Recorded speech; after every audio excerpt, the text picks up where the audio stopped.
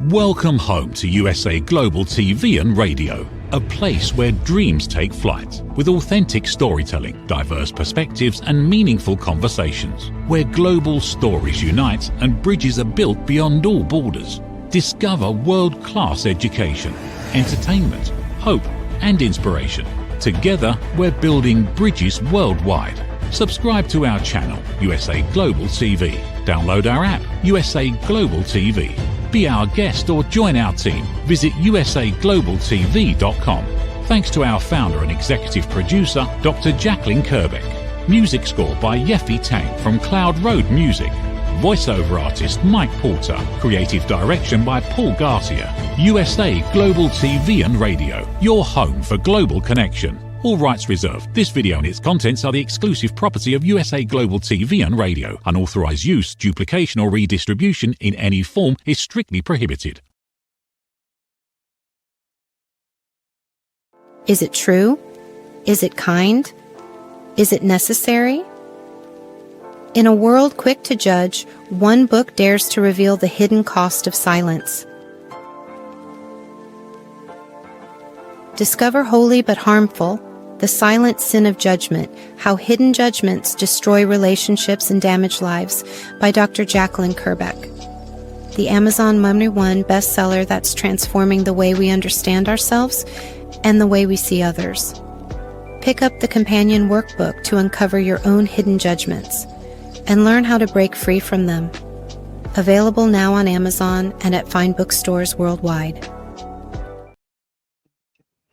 Good morning, good afternoon, good evening, and welcome back to USA Global TV and Radio, where we proudly provide world-class education, inspiration, and hope. I'm Dr. Jacqueline Kerbeck, and I am the author of Holy But Harmful, The Silent Sin of Judgment, and also the workbook.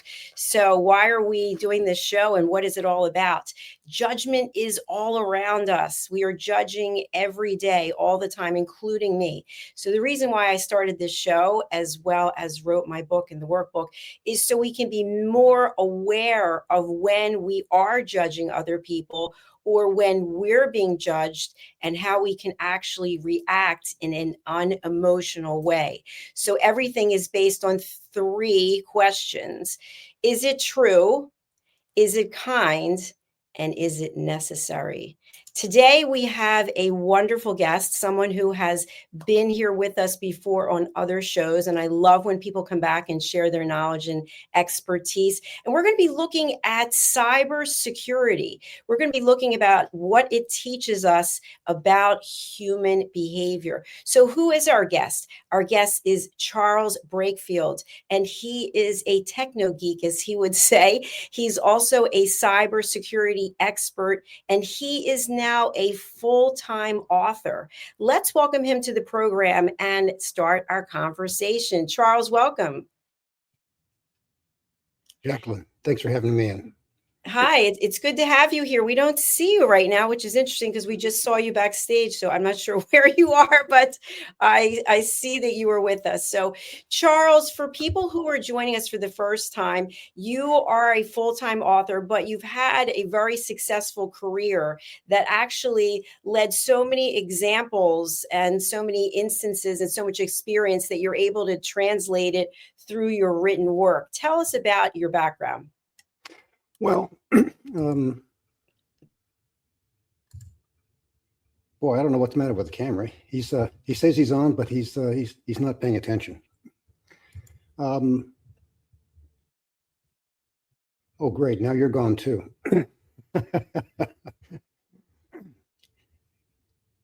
Looks like I'm still here. Oh, you're still there? Okay, I'm still here. All righty.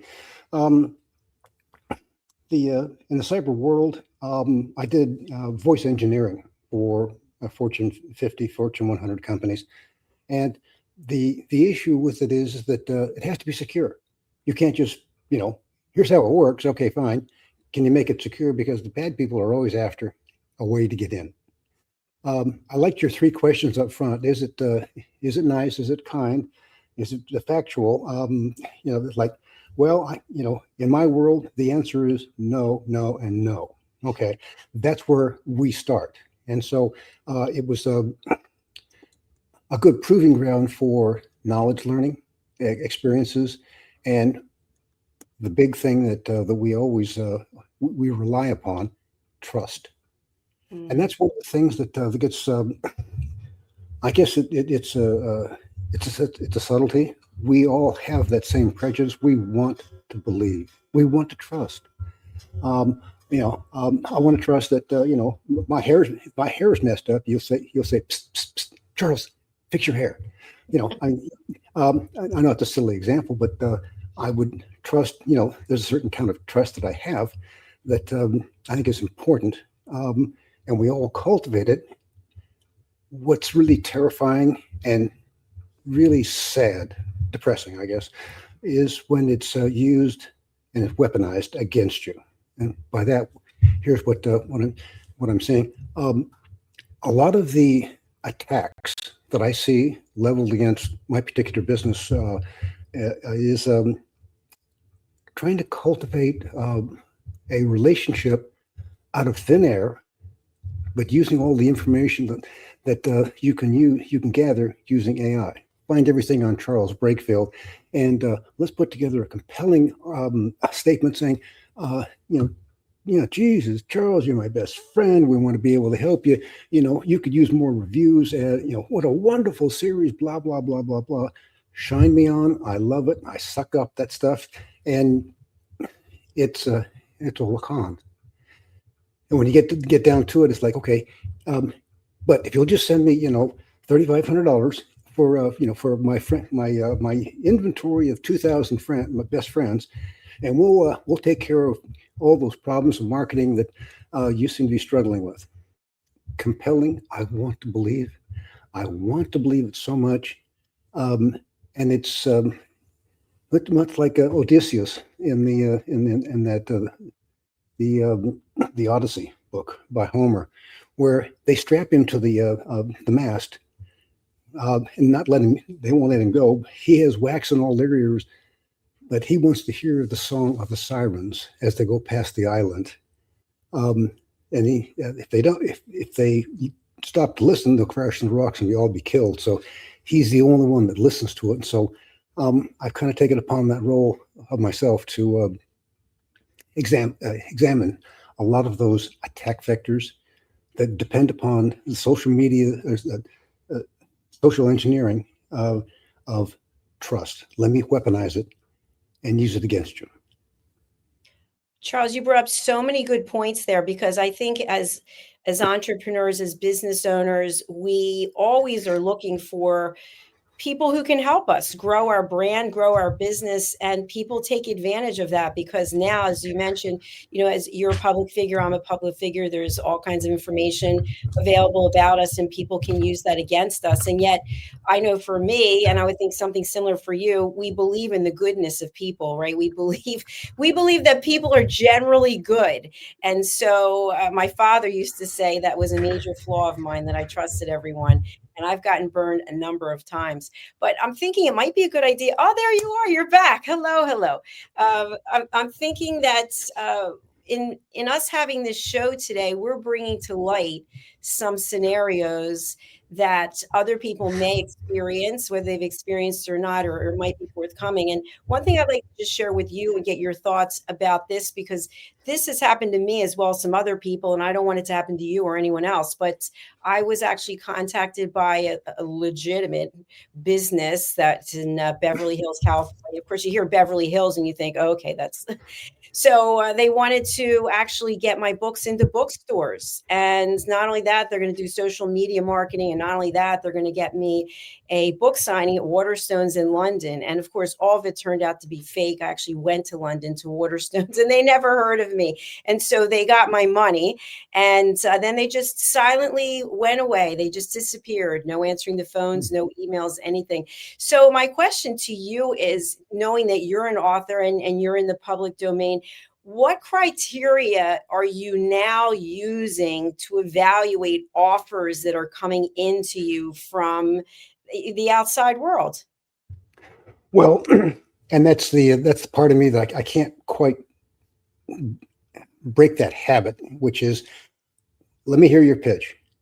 Go ahead and if this sounds like if it's a shabby pitch, you can see it pretty quickly. All right, you just like, okay, this is what you want to do. I'll do tons of neat stuff for you. I'll just send me money. Okay, those are easily discounted. The ones that are more insidious is where they prey upon actual information is true, and they distort it to be able to make it sound compelling. But there's all these contextual clues of, okay, their email address. They've got their name and several numerals after it. Huh?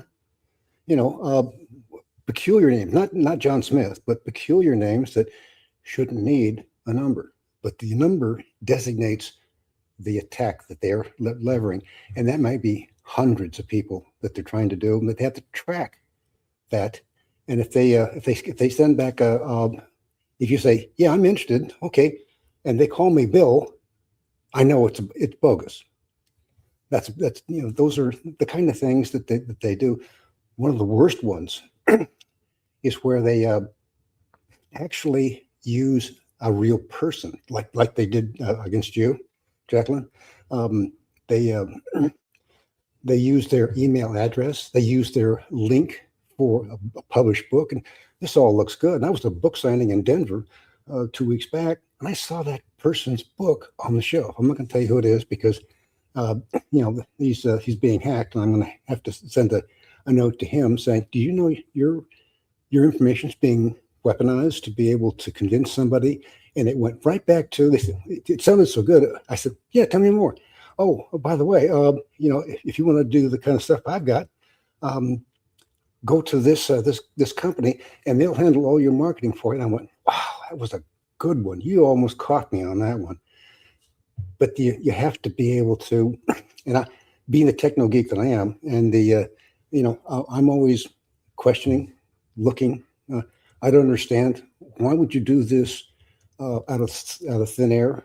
And the answer is he's doing it to hundreds, maybe thousands of people, and they're tracking it back to a spreadsheet that says, okay, here's a sucker we can exploit. And once the money's gone, it's gone.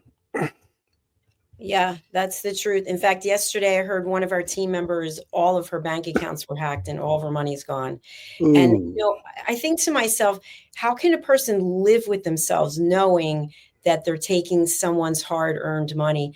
And in the scenario where I mentioned to what happened to me, two things stand out to me now that did not stand out to me before. I kind of was questioning it, but now I'm kind of like, you know what? That was a red flag. The first was the guy is located in Beverly Hills, but he can only contact me on WhatsApp. And of course, with WhatsApp, there's no voicemail. It just rings and rings and rings. And so he would never get back to me. It was when he would reach out to me. And then the second thing is that the company only took money from a wire transfer from my bank, and their bank was in New York. And so I said, well, do you have locations in New York? No, we're expanding. Well, why is your bank in New York? Well, we started. It's something like convoluted, which now it stands out as a red flag. Exactly. Yeah. Whenever I get picked on for somebody, and this usually happens on LinkedIn. Sorry, LinkedIn. But that's where some of the predators hang out, looking for people that have got good traction. They're funny, good looking like me, and what they do is it's usually a very compelling female figure, me being male,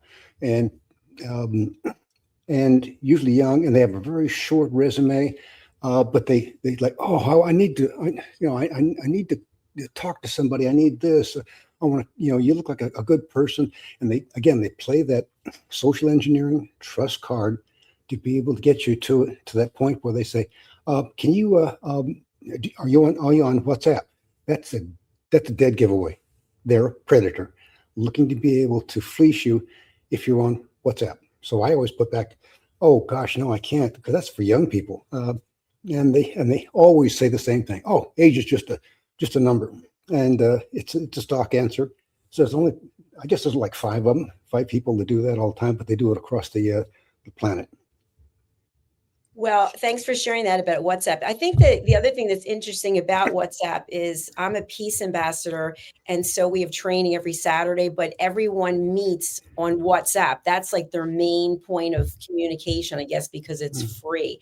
And so I don't engage in any of the conversations because I don't know. They start with one group and then they make other groups from it. So there's like 10 different groups and I don't know what's going on. So to me, that's kind of a red flag. Yeah. But I feel that another area that, especially on Facebook, we've had team members here who have been victims of this, is cryptocurrency. They read what the person's posting and maybe they've put they're going through some hard times or something's going on and it's a young woman and it turns out that it's all fake, but it's a young woman and, I can help you and I'm here for you. And then eventually I need money. So can you please send money? Eventually, I don't know how many times they interacted, but it's a red flag. So what about the legitimate people? Are there legitimate people who are reaching out on LinkedIn or Facebook or other places? And how can we ascertain very quickly? You mentioned that, you have some telltale signs now, but for people who they really have no idea, maybe they're lonely, maybe they're just starting their business and they really are interested in any followers they can get. And that's something you have to recognize in yourself. Are you vulnerable? Let's be fair here. I mean, I'm an indie publisher. I've got several books, and I think, I should have Netflix after me, for all the stuff that I've got teed up, and it's all current and relevant and accurate, and fictional characters, and and then somebody hit me 2 weeks ago. And it was, we'd like this book you just released. We'd like to be able to take it to Tubi. What can we? And it was an innocuous email. And I started. I always look at if you don't have a website on there, you don't count. You're just your client. He had a website, but he was somebody else's website. And so I went there, like, okay, this looks legitimate. Is his name? He says he's a director. Is he on the about this organization? Oh gosh, there's his name. Okay, good. But it's a dead giveaway when they, sign their name wrong on email correspondence. And so I don't want to give away all the secrets, because anybody that's a pirate, a thief, criminal listening to this program, I don't think you have that kind of clientele, Jacqueline. I'm not accusing that, but I don't want to teach the bad guys what they don't know.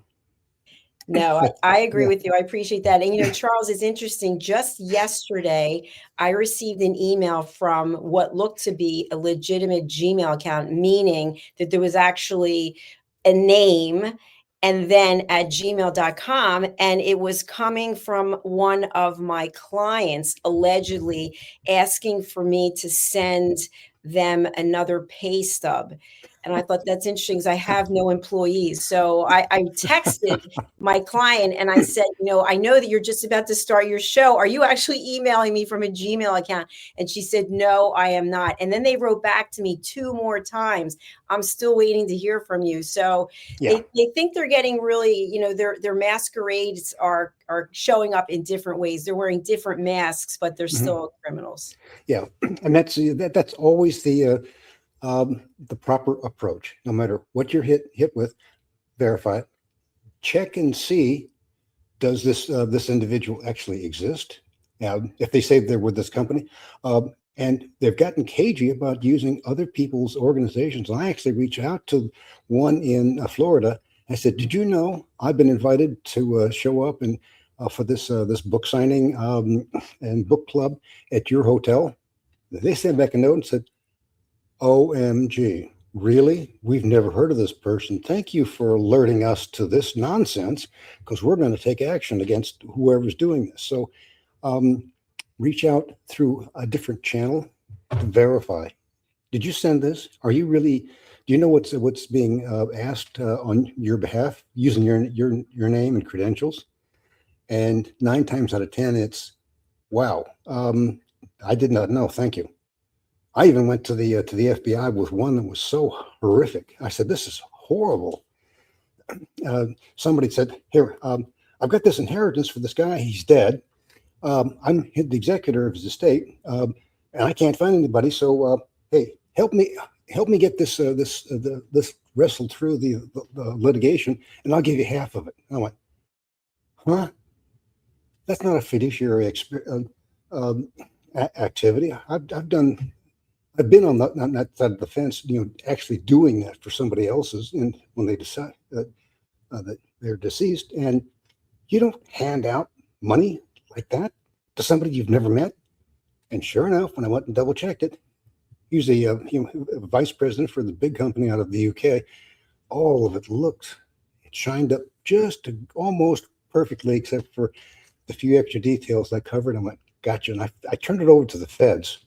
The FBI actually has a place that says, "Hey, if you've been scammed, let us know." So here's one that's in play. I said, "But you didn't lose any money? What are you contacting us for?" And I went, "Oh, really? You don't want to, slaughter these people while they're trying to rip somebody off? You want to wait until after they've been stolen from? Excuse me, can I talk to your mommy, please? I mean, this is wrong." Yeah. Yeah. And I love the fact that you took the extra step. That's really important.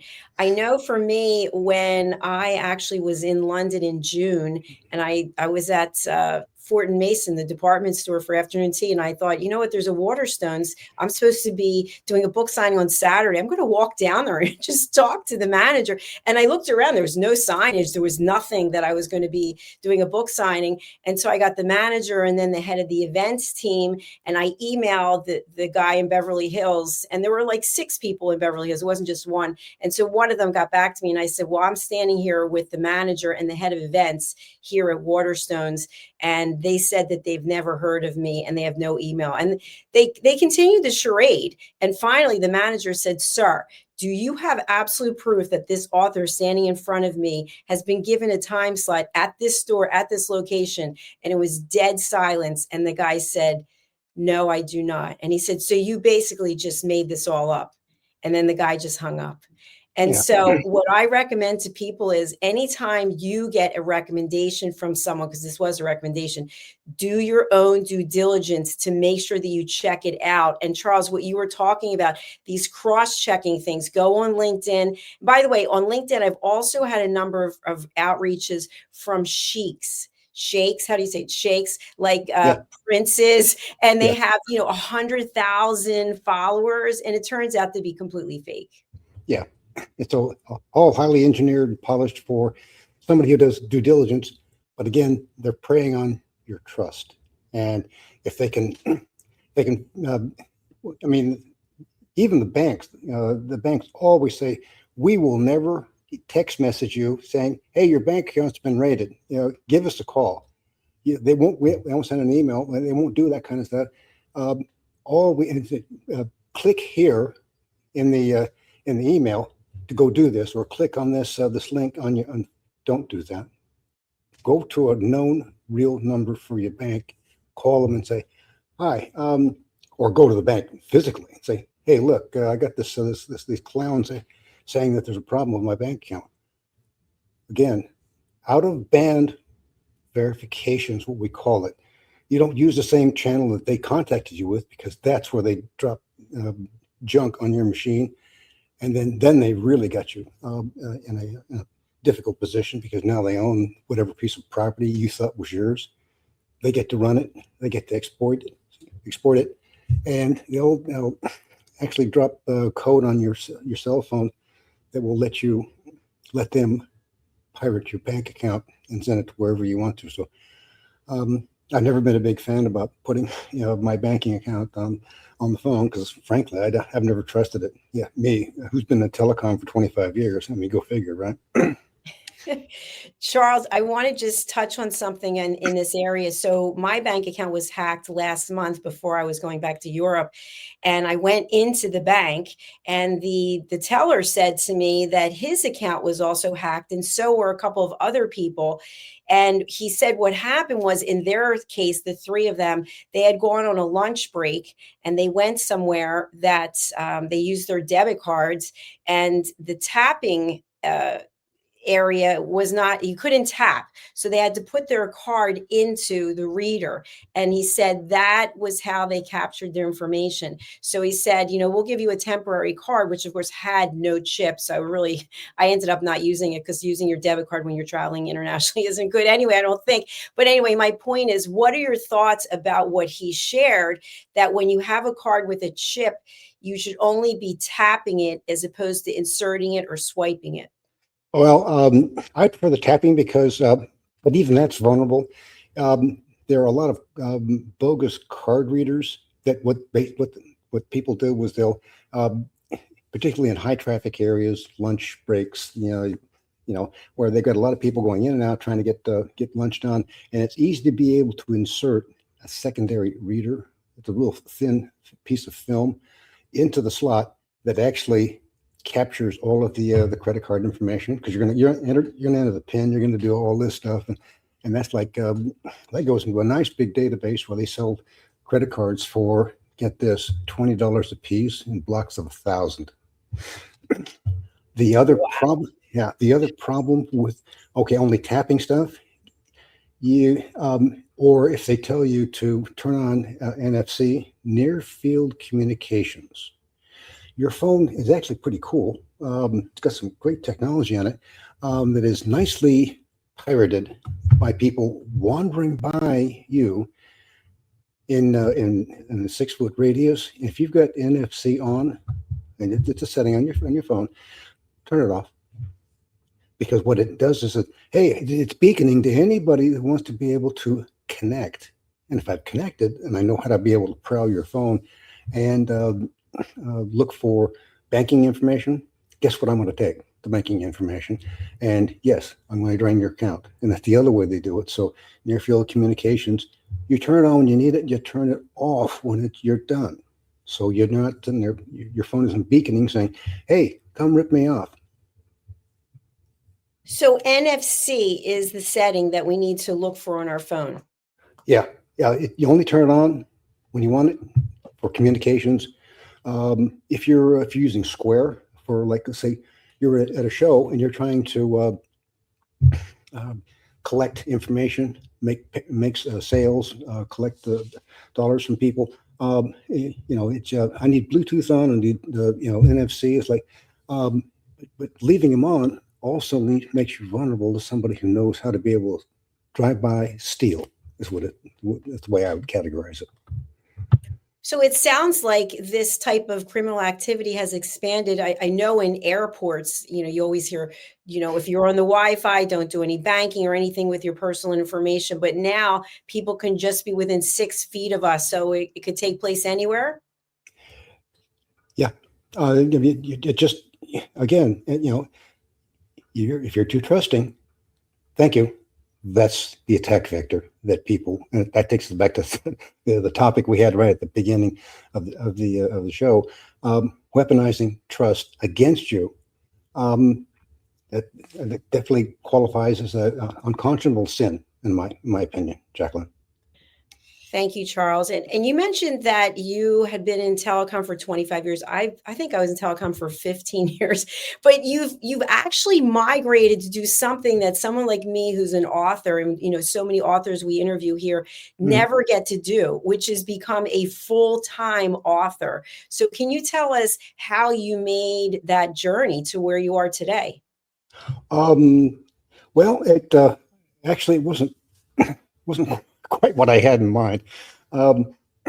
We during the COVID shutdown, where you work from home, and I full disclosure, I have worked from home since 1998. But I've worked for global companies. I've been around the planet, doing stuff that people needed fixed, education, training, whatever. But I always worked from home because the logic of going into the office never made sense early on in the early years of the internet.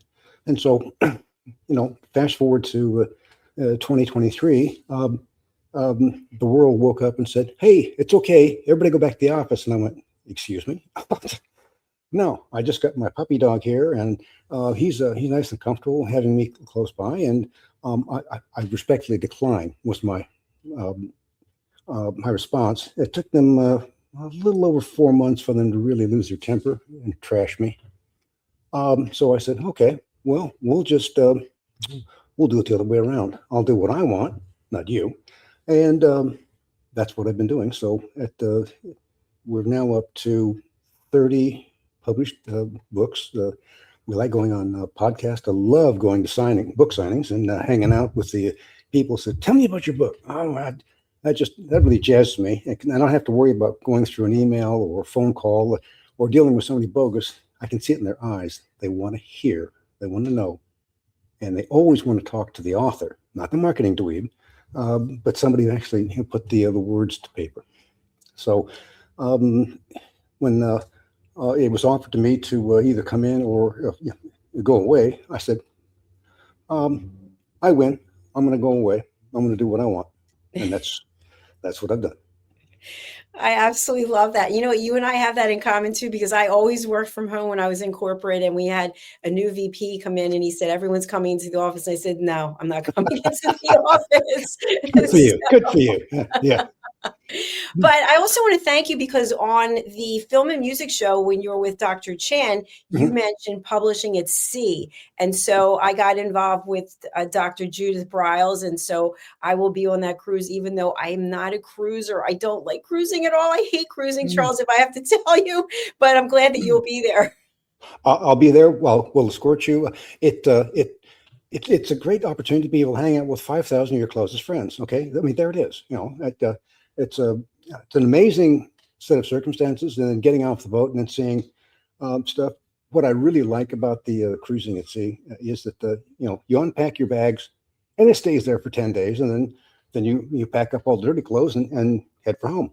So you're not moving from hotel to hotel, unpacking, repacking, which is tedious. But then they've got the point where they got all of the water slides and everything to be able to. Don't forget to bring your swimsuit and your floaties and your goggles, because there's a lot of things to be able to do for outdoors, because it's right there in the Caribbean.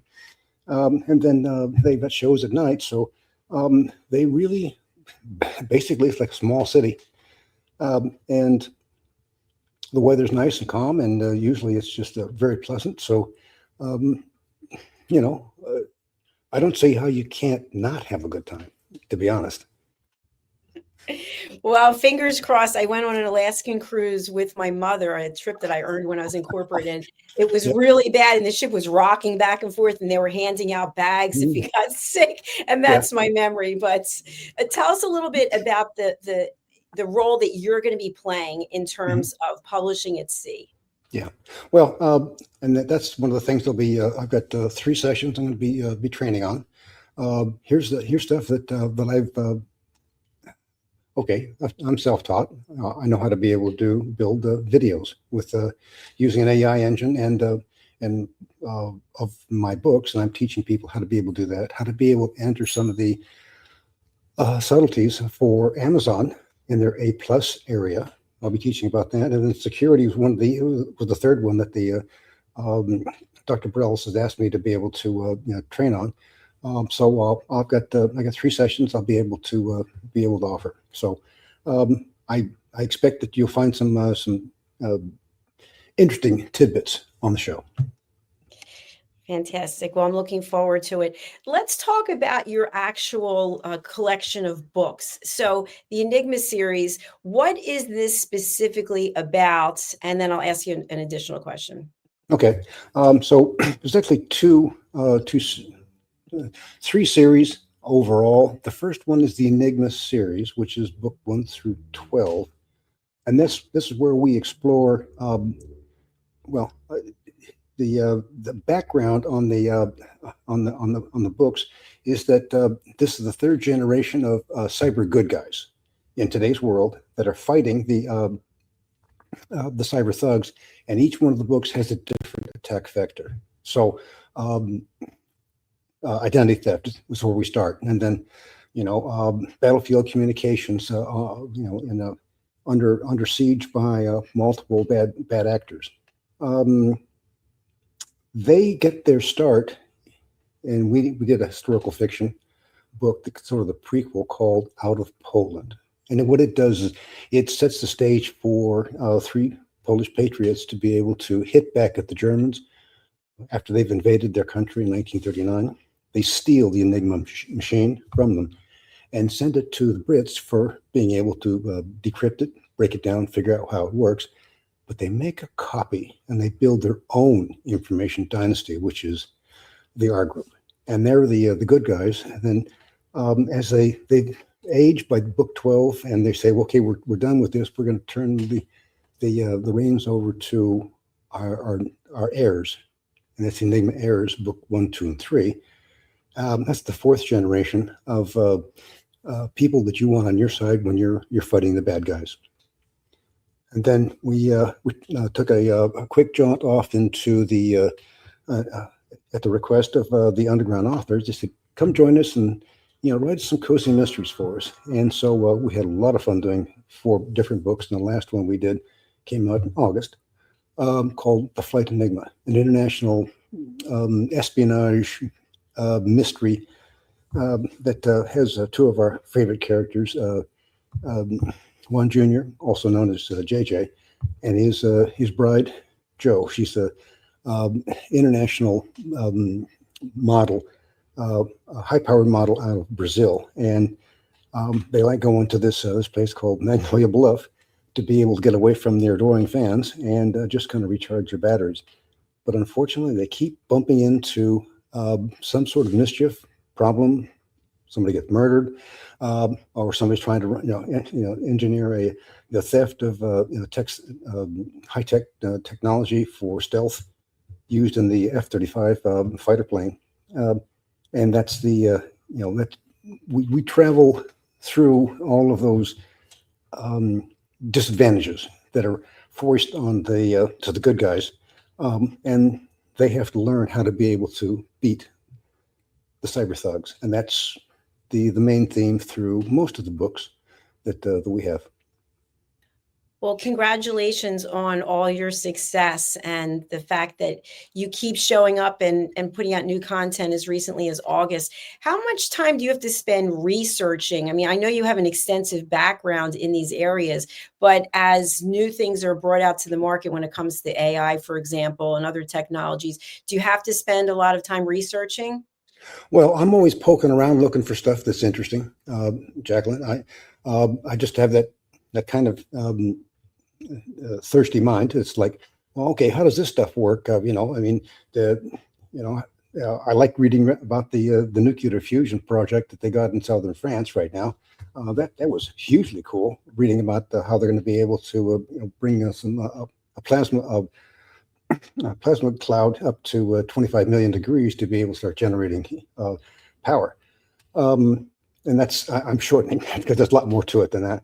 And the AI engines, how are they being used? I mean, we've got I've got a 1-2 book 11 and 12 is all about the AI wars that we wrote about back in 2017. So we're looking at trending new things, and then we want to revisit that and say, okay, how did those predictions turn out? What do we learn? Wow, and what's the new attack vector? Because as we started off at the top of the hour, all the people that are now using AI to be able to hack into your emotional armor and ruin and get your trust so they can steal money from you. Those are pretty easy things to be able to have postulated up front, but at the same time, what else have we missed? So yeah, we're always researching, always looking what's new over in with Anamorphic or Gemini or with Copilot. I test that stuff on a regular basis because I'm usually poking at it, seeing what it'll do and where the problems are. Thank you so much, Charles. And, I don't think I've ever asked you this, but do you run master classes or workshops? On certain things, yeah. It's if it's something I'm passionate about, it's really easy for me to get overamped on it, and I have to be brought down sometimes. Particularly I'm working with Dr. Browse. She'll say, Charles, you're speaking at 200 words a minute, and we can only understand 50. Okay, so can you lighten up just a little bit so quit. No more coffee for you, buddy. I mean, you're over the top. Thank you for sharing that. And another area I just want to tap into, we're coming to the end of our show. I've seen a number of places on social media where they're asking if you want to take an IQ test, all kinds of different tests that they're putting out there. So I've clicked on a couple of them just to see, and I'm like, oh no, they're probably like stalking me now. But what should we be wary of when we see these kinds of advertisements on social media as well?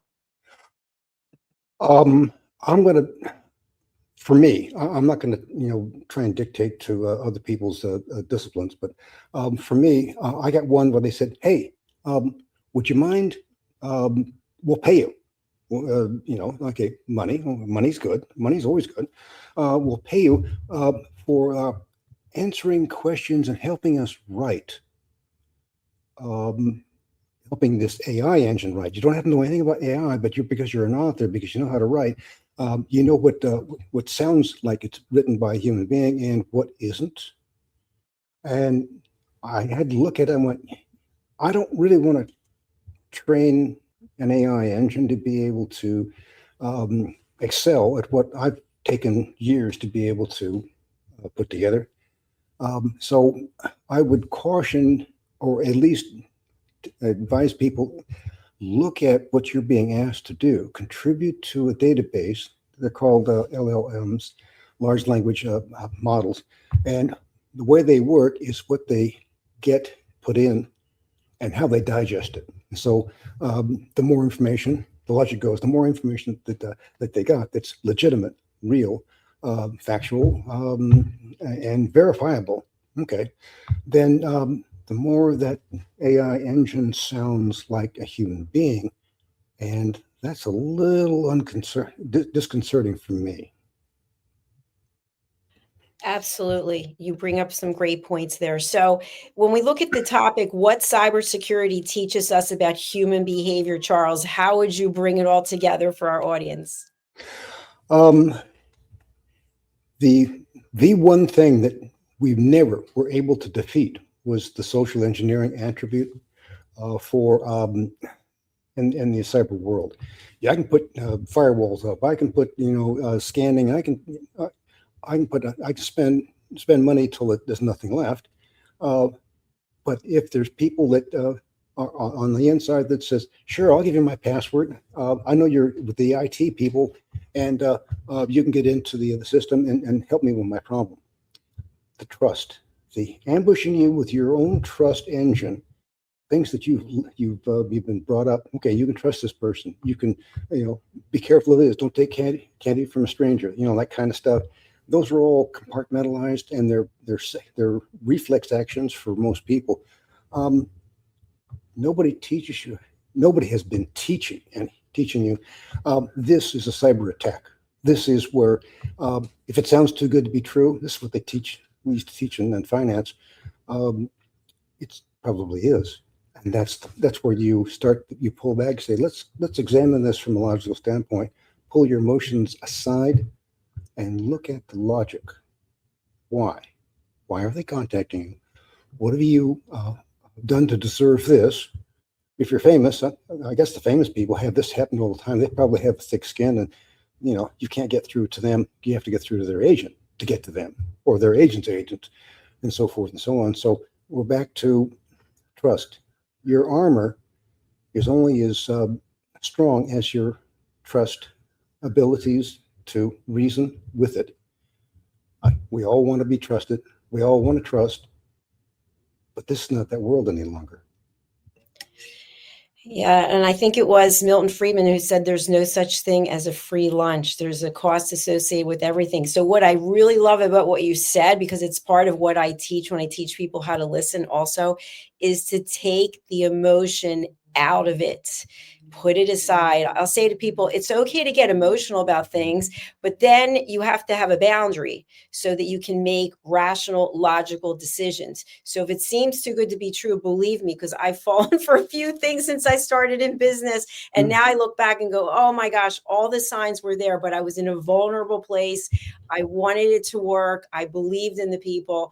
And, and here's another thing, just quickly putting out there. I really believe in the power of forgiveness. And I believe that people, if they want to, if they're sorry for what they did, they can change. But I've actually been burned a few times by people who they had demonstrated certain behavior in the past, and then enough time had gone by, and then they said that they had learned their lesson, but actually they had not. They're trying to get you to trust them again. So we're back to that same problem. No, trust is something that takes might take years to be able to assemble, and seconds to break. That's right. A reputation can be trashed in seconds. So Yeah. Thank you for being here today. I really appreciate it. It's always a joy having you here. Please do come back. And for people who want to reach out to you, we do have your LinkedIn, your Facebook, your YouTube, your website. But who would you like to reach out, and what's the best way to do so? And then how do they get your books? All of our books are available on Amazon. All of our books are available through Barnes and Noble. So we spend a lot of time making sure that the people who don't want to subsidize one or the other they have a choice to be able to make their purchases. An ebook. We've also got an Audible format. I've got a spectacular. Well, we just got a new win from our latest book that we had turned into an Audible. Derek Scholes is the voice of the Enigma series. We love the guy. Yeah, he's the only person I've ever seen who doesn't flinch when I say we've got 150 characters in the universe, and you got to memorize all it, because I bring him back. We bring him back now and again, and I want the same voice that you used back in book 4.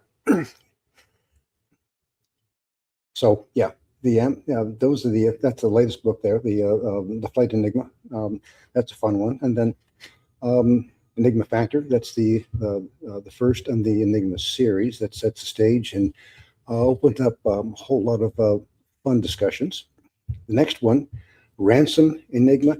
I love that book. I just that's Joe and JJ. They just built their dream home there in Magnolia Bluff. They're having so much fun. They invite the town, and after the party's over, they find a ransom note saying, "Pay me what I want, and I won't tell anybody that you're a famous model hiding out." The Enigma Tracer, that gets us into the first book in Enigma Errors, where Gracie and her brother JJ have taken over the reins of the R group and the subsidiary CATS team. And like every young person, they're like, I got this. I'm going to be able to do it, and until they don't, because they're up against a hardened criminal. Enigma Beyond, that's where I begin the AI Wars saga. That's I'll leave that one to the imagination. And the 2 more books in the Magnolia Bluff series. We get into human trafficking. We get into cryptocurrency being used, and that gets into one of my other favorite subjects. Is like, okay, how does the criminals plan to get away with the bad stuff? Well, unfortunately, there's a whole series of machinery that you can use in cryptocurrency to be able to get your ill-gotten goods and get out. So I'm always interested in how to be able to muddle that up and create a problem for the bad guys, and that's where the fun of the writing comes into place.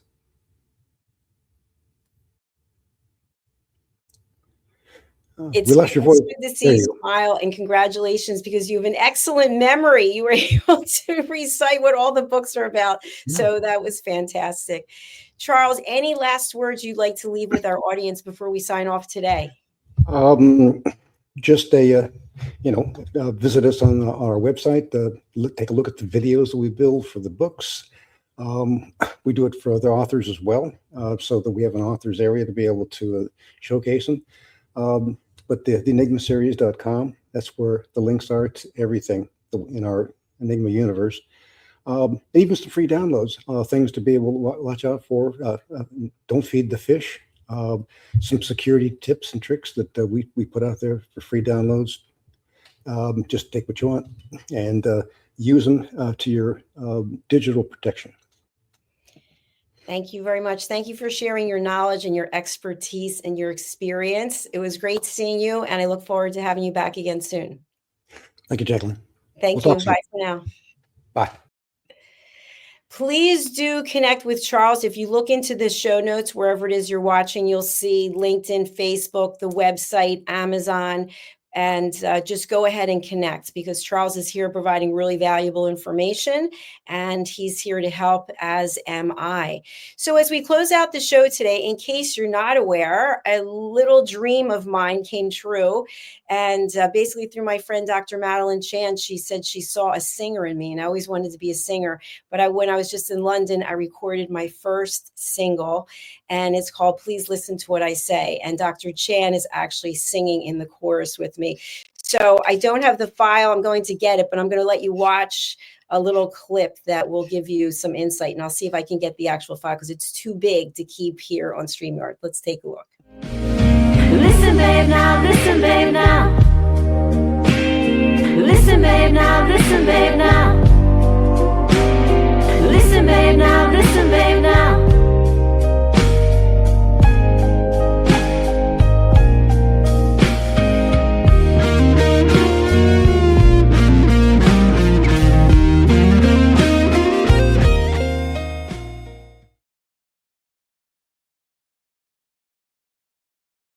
Okay, there you have it. I was unable to upload the file because it's so large. So you can find this over on any of the places where they sell music. So Apple, iTunes, Spotify, as well as Amazon Music.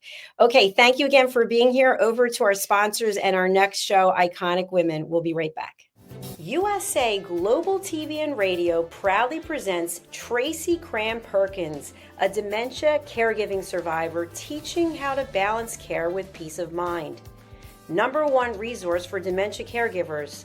It's the book Dementia Home Care: How to Prepare Before, During, and After. Over 17,000 copies sold of this must-have guide. And now a testimonial from Tracy Smith. If I was to describe this book to someone who is going through a similar situation, I would underscore how important it is to have some sort of a tool or a guidebook to help you through certain stages. And there's so many, it's such an unknown topic to the average person. And to have this as a reference is essential. It's going to help you get through it personally, as well as help your loved one manage. To learn more, go to TracyCramPerkins.com. Tracy Cram-Perkins is an award-winning author. She's also the host of Dementia Home Care television show. Watch it here on USA Global TV and Radio. Thank you, viewers and listeners of USA Global TV and Radio, for joining us today. We're honoured to have your time and attention as part of our global community. At USA Global TV and Radio, we believe in the power of authentic conversations, meaningful connections, and creating a world of possibilities together. Want to be part of something bigger? Join our team of elevated listeners at usaglobaltv.com, a space where your voice matters and your ability to listen transforms relationships. Stay connected with us across all our platforms for thought-provoking discussions, expert insights, and empowering stories. Subscribe to our channels at youtube.com/c/USA Global TV. Follow us on social media and explore the endless opportunities we're creating for growth, learning and inspiration. Together, we're not just broadcasting, we're building bridges and changing lives one conversation at a time. For inquiries, contact us at info@usaglobaltv.com. Music by Johnny Dyes. Produced by Executive Producer and Director Dr. Jacqueline Kerbeck. Voiceover by Mike Porter. Creative Direction by Paul Garcia. All rights reserved. Copyright 2025. Visit usaglobaltv.com to view our full terms and conditions.